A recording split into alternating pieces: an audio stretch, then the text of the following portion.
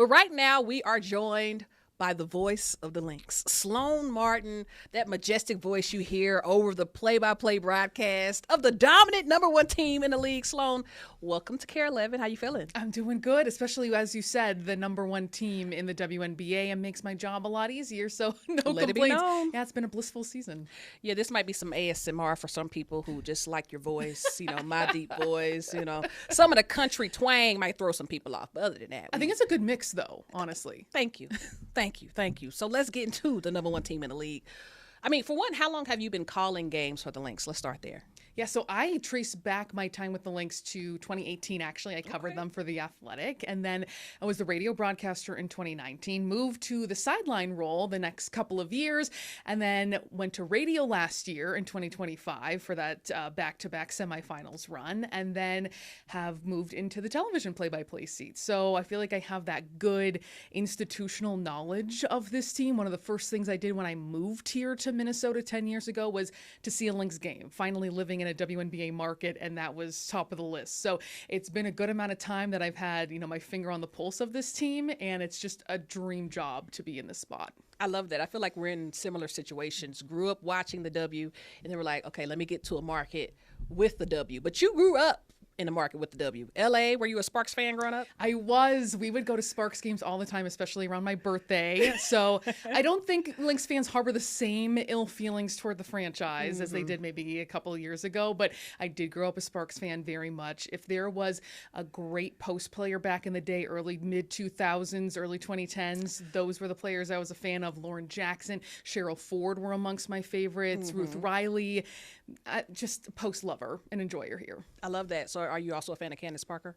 Yes. Oh, very much so. Very much so. Especially, the battle she had against Sylvia Fowles, and thinking back to their college days, the kind of dynamic player that she was. I mean, you're right. There is this long-standing appreciation that goes way, way back before there were any bandwagons that people are jumping on. Thank you. And you see the development to where things are now, and just take it in and appreciate it. Take it in and appreciate it. I like that. I grew up a Lynx fan. Okay. Really? Maya in East Moore's Texas? Maya Moore's here. I'm a player follower. Before the podcast, we were talking about LeBron. I go wherever LeBron goes, okay? I got my bags packed right now, ready to see where we're about to go. But no, Maya Moore, I follow her all throughout UConn. So wherever she went, I went. Okay, so I was watching Maya Moore her rookie year. I think that was my senior year in high school. And I was a Lynx fan her entire time here. So that was my first WNBA team I was a fan of. And here we are. 15 years later? Okay, that's a true full circle moment there. Exactly. I'm waiting on my one-on-one with Cheryl because I interviewed her back in 2018. She doesn't know it yet. Her and Sylvia Fowles, who they're gonna remember before the game. But yes, I'm gonna show her that video. Rank where my broadcasting was back then. She'll be real with me. That has to happen, truly. She'll be real with me. But let's talk about the W and just the level it has risen to since we were fans years ago. Now we show up to Lynx games. The big one was this last game where all the kids were in there and the whole second deck was up. Have you seen the game evolve in the time that you've been a fan to the time you've become a broadcaster? And I think opening up this new pool of fans where you look at who's being marketed the game now. It is now across the board sports fans who are able to really enjoy this sport, to see and recognize the superstars that are in this league that, of course, to people like us were so apparent before, and we have so much appreciation for that, but it just has gone full blown, just a huge swell of popularity. And whether that was, social media or anything else that may have opened up those floodgates, I mean, they have firmly been open. And you think about the kind of crowds we're seeing, even at Target Center, opening up the ring and trying to fill that up there too, and lots of other arenas that are just stacked with fans. I was able to see it last year traveling to every single arena in the W when I was doing, radio broadcasts for the Minnesota Lynx. So to see that and take it all in compared to 14-year-old Sloan who was sitting at Staples Center in, the early mid-2000s and seeing those Sparks games, it's a full circle moment for me too, to see how much widespread the breadth of the fan base that exists right now. For sure. Okay. We talk about social media and everything. You had the Stud Buds last year. Obviously moved the league to that streaming platform where the All-Star Weekend, Cheryl said it was AI. That was one of my favorite moments.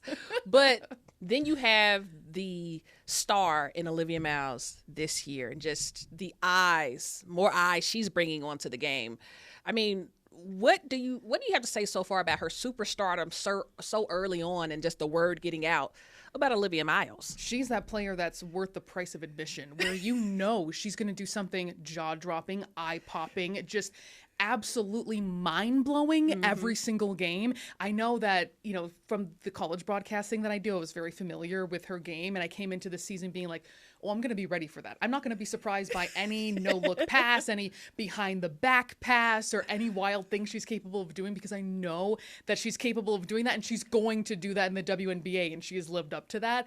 So I look at what her unique skill set is, the IQ that she has. This, I call it the Miles Moxie you'll hear on air. Just what she brings, her demeanor to the floor, how intense and competitive she is. I think that is all such a draw, also with those highlight reel plays and her ability to score from anywhere on the floor, get the ball to anyone. It has made it incredibly enjoyable. It feels like basketball at its most purest, most enjoyable as well, for someone you can just see is just having fun out there. Yes. Just, as Cheryl says, manipulating the defense better than anyone she's ever seen in her time in the W, which feels like an outrageous thing to say, but appropriate for someone like Olivia Miles. So I think me, along with everyone else, you just take in the greatness that we're seeing with how she's hit the ground running as one of course, the best rookie, but one of the best players in the entire W. Absolutely. I want to ask you, because you're a sports fan, also a sports professional.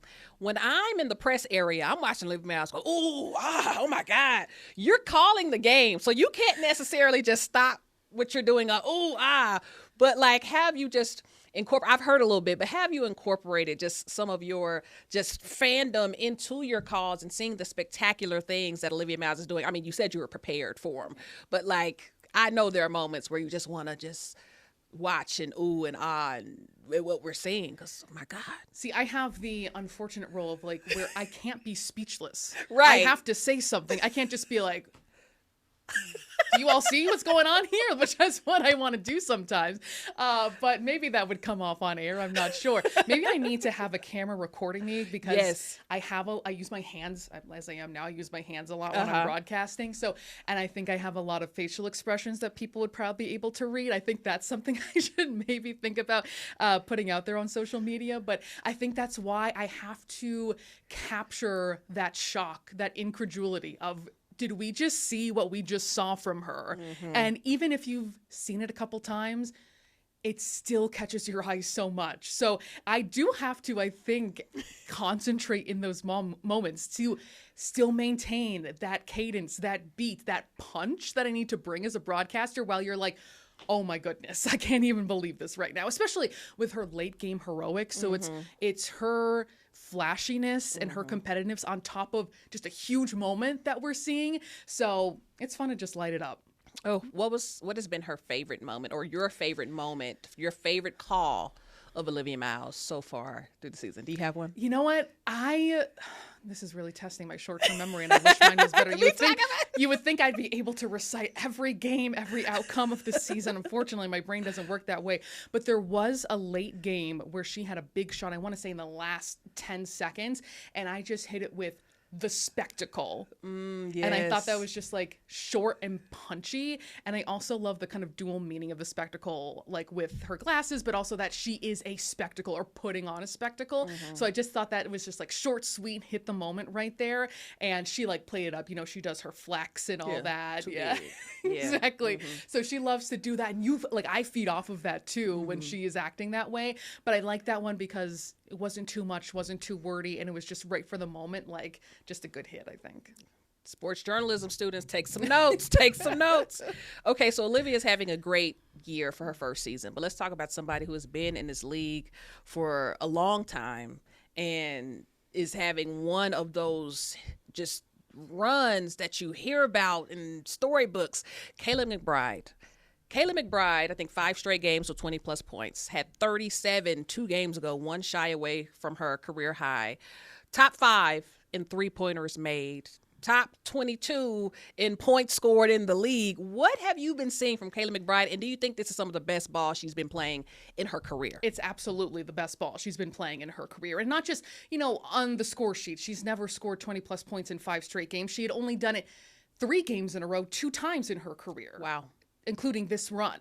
Wow. So you look at the points that she has poured in, but I think also, too, Cheryl calling her the heart and soul of the defense, how important she is in every facet of the game. I actually wish, and I do this when I go to practice, I can't watch her entirely when I'm calling a game. I have to know where the ball is and where multiple other people are, of course.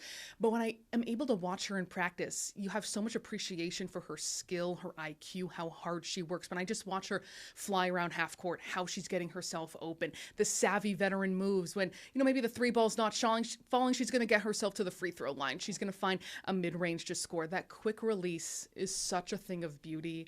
Her floater, and Coach Reeve has talked about, you know, the thing she's most impressed with is that she's flourishing as so much more than a 3-point shooter, which she is one of the greatest in league history, objectively, but showing off so much more of her game, that 3-level scoring ability, and doing it with just this grace, but also athleticism and and a jolt to her game too.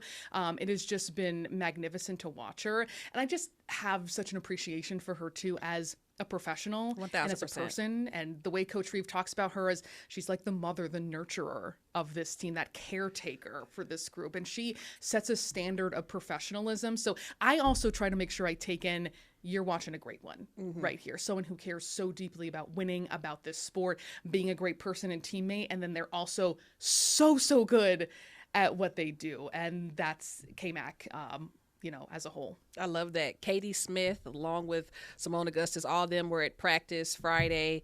I asked Katie about, you know, will Kayla McBride eventually get your record for 3rd all-time threes? She's like, I hope she does. To see the vets come out and want their records to be broken, want this team to get all those flowers. I mean, what does that say about the Lynx organization as a whole? I mean, Simone Augustus said the same thing, too, about Olivia Miles' record. She said, keep them coming. You know, I'm not being protective over them. And it was just this genuine smile that they both had. I thought that was so just endearing and heartwarming to see the support that they have for this next generation. It's not bitterness or resentment by any means. Like, look at the salaries that they have. Look at the intention that they have that I didn't have when I was a player. But they know, I think, that they were the building blocks, the foundation for what the WNBA is now. And that's why it's so fun to have these weekends to celebrate that, to bring the alumni back together, to look at the history and embrace that, even with the swell of momentum that's happening right now. But I just would not expect anything different from those two who are now assistants at the college level. So they're working with even younger of the next generation and bringing them along at Ohio State and LSU respectively. So knowing them as people, not surprised at all, because they have been defined, as many players in this franchise have been, by humility, by not having a big ego and just celebrating who's coming next. I think they're also having fun watching. Yeah, like we are. Exactly.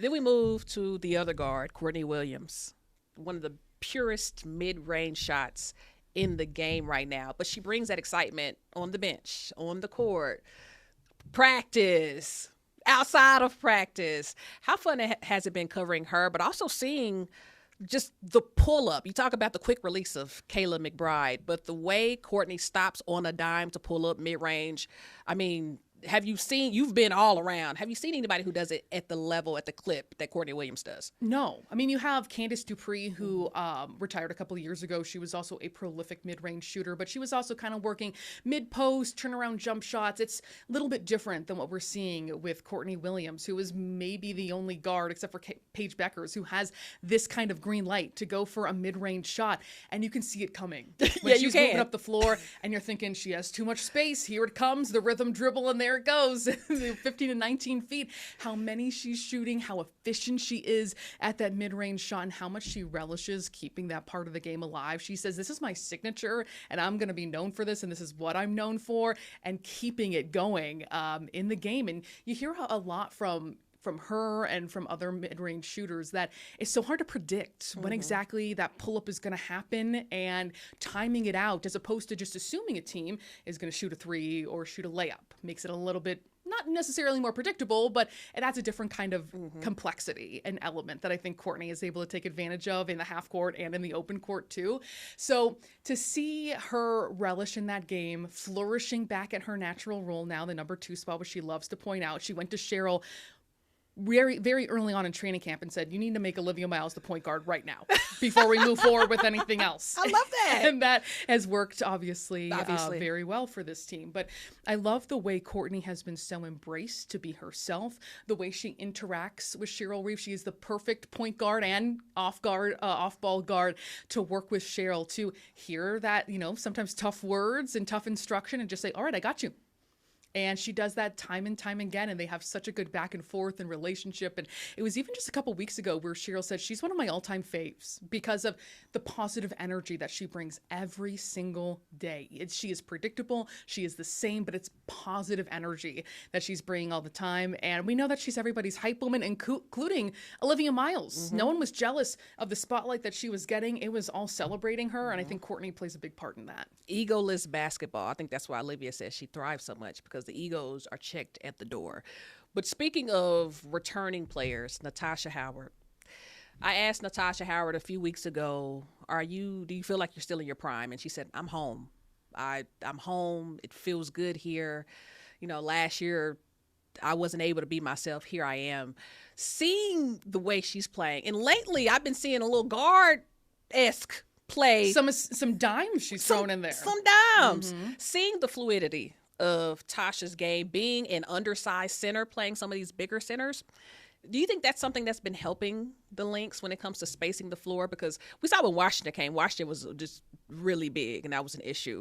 But it also works in the Lynx' favor, being kind of undersized while they wait for that size to come back with feed, right? Exactly. And once Dorca's, officially good to go too, that's adding that size. But you're right about Natasha Howard. I love what she said. And I think I'm thinking of the same quote where she said, I wanted to show people that I still have this game, that people thought that I lost last year. So she came in with a chip on her shoulder, with something to prove, and wanted to reconnect with a coach who knows her and appreciates her and every part of her game. So when it comes to settling back in at home, that's truly what this is. It's familiarity. Even though it's been almost 10 years since she's been here, it was like picking it right back up again and understanding the Cheryl Reeve system and everything that she's able to do for this team. It's interesting as her playing as a center, because she's able to use her speed and her agility. And I think she's been one of the most efficient players in the WNBA this entire season. So a big part of that has been just this finesse that's so enjoyable to watch, the soft touch. It is just elegant watching her play, but she also brings that muscle and, attacking the glass the way that she does. But I think we're seeing at this point in her career, her ceiling, like the best of her, because she has a coach that really understands her and can unleash the best in her too. I love that. Cheryl Reeve. I say I'm a LeBron fan, so I say Cheryl has the LeBron effect. An executive once said, don't pick a player from LeBron's teams because LeBron makes everyone around him better. So when you get that player on your team, that's not the same player because LeBron elevated that team. I think Cheryl Reeve is the exact same way. People are on her team. She elevates everyone on that team, and then they go elsewhere. Then they might not have the best years because Cheryl is what brought that out. To see what she has done with this team when in the offseason, everybody was a little worried, with everybody going away, getting their bags, to see such quick turnaround after having an almost empty locker room in the postseason. Is that something only Cheryl Reeve can do? It feels that way. Right? I mean, she is objectively the best coach of all time. And that to me deserves no other qualifiers just in the sport of basketball history, period. And that's not just on paper being the winningest coach in WNBA history. It is everything as a part of her legacy. And I think her ability to identify talent, to say, this is what X player's skills are, and you're only going to be doing those things. And that's how we're going to win. We're going to get the best out of you. You're not going to be doing too much. You're not going to be doing anything that's outside of that realm. And that's not keeping players, in a box per se, but it is utilizing the best qualities of each player you have based on the personnel that you have. I mean, Nia Coffey is another great example where her last 2 years in Atlanta, she was playing 10 minutes per game and about 4 points per contest. And now she comes into a system where they recognize the skills that she has and she's been able to blossom and flourish and have a career year. It was Alana Smith last year. So it really is this system of Cheryl identifying the personnel, sticking within those bounds. This is what we need from each player, and that's what you're going to do. So it has been a system, I think, that has worked clearly for a very long time, but also knowing the personnel that she needs too. So it's kind of this, coordinated relationship with her as a front office position too, as well as head coach, knowing what she needs from each player, how to fill those roles so that they did become a complete team again, even with everything they lost. You've covered this team with Fee, now without Fee. What do you think it looks like once Fee gets back? Unstoppable, dynamic, head scratching for opposing teams. I mean, it's hard to think exactly and nail something down. And I'm sure there will be a transition period. With as high an IQ as Olivia Miles is, I think that's where that transition is shortened compared to maybe any other point guard. But I think you still need to feel out how many shots she's going to be taking and requiring per game, where on the floor she's going to be able to score, which is everywhere, and how she's also coming back too. You know, how everyone's able to kind of usher her in to be the Fee who was the MVP runner-up the last 2 seasons. If anyone can do that in a short time, that's going to be Olivia Miles and these other veterans who have also played with her, like K-Mac and Courtney, and then Natasha Howard, another experienced veteran, a multi-time WNBA champion. So if there's any core group that could reintegrate a player of Fee's talent, it's going to be this group and this coach as well too. I find it hard to even imagine how high-powered Minnesota's offense is going to be. Already one of the best offenses in the best shooting team in the WNBA. There was already so many threats. And then you have Napheesa Collier, who's going to be the center and the cornerstone of this. So I think it's going to depend on building that timing, that cohesion, that chemistry with the stud point guard in Olivia Miles and the only rookie in the WNBA All-Star game. But I imagine that it is only going to skyrocket what this team is able to do in terms of how they're able to win. For sure, for sure. We talk about the addition to Napheesa. Obviously, when you lose your star player, that's something that hurts your team. But I look at it this way. Napheesa coming mid-season helps the team because now teams have to change the game plan in the way in which they defend you. Do you look at it as the same way with Napheesa coming in, the slow pickup back into her minutes, obviously? But do you think in the long game this will help the Lynx because now you have to come up with a whole different game plan defensively than you had the first half of the season where the Lynx were still the number 1 team in the league? Absolutely. That's why it has been so astonishing about their record and their play to this point is removing a player of that kind of stature and ability and talent and to still be the number 1 team in the WNBA is truly mind-blowing. So you're right that teams, and if you think about the entire, landscape of the WNBA, where there are 11 coaches who have either 1 or 2 years experience as a head coach in the W. That's a big number. Huge. And there's going to be a big number of first-year head coaches who have not coached against Napheesa Collier either. I think that's something that also has to be a dynamic to consider where it's throwing a lot at opposing coaches to insert her in to a team that's already so efficient and prolific on the offensive end. So I think you're right that teams that have even, had some success against the Lynx this year or matchups they feel comfortable with or feel like there's other things they can revisit, go back to that work for them, you feel like if you're the opposing team, that scout has to be blown up because she is such a difference maker. And that's, obviously putting it mildly. Absolutely. Now we talk about the alumni class. Saturday, honoring Sylvia Fowles, putting that Hall of Fame on the jersey that's already up in the rafters. When you look at the old generational run in which the team had Maya Moore, Simone Augustus, Lindsay Whalen, Rebecca Brunson, Sylvia Fowles, and then you look at the new wave of teams with Olivia Miles, Courtney, K-Mac, Fee, Natasha Howard. It's kind of getting a little nostalgia already.